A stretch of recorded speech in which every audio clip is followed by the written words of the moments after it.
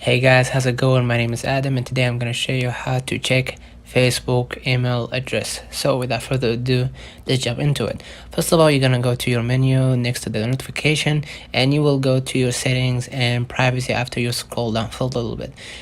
Then afterwards you're going to go to your settings right here and you're gonna go to the Meta or account center. So we're gonna click on see more in account center, and here you're gonna see the account settings, the accounts, the personal details. We're gonna go ahead and click the personal details, and you're gonna see right here the contact info, the number and all that. Just click on the contact info right here and you will see the if you have an email address, you're gonna see it right here, and if you have a number or phone number, if you linked your account to your phone number and email address, you will see it both right here. So in here, so you're gonna see the contact information. So basically that's it. That's how you do it. Don't forget to subscribe to our channel, follow it, hit the thumbs up. Last but not least, turn on the notification bell to receive every video we upload.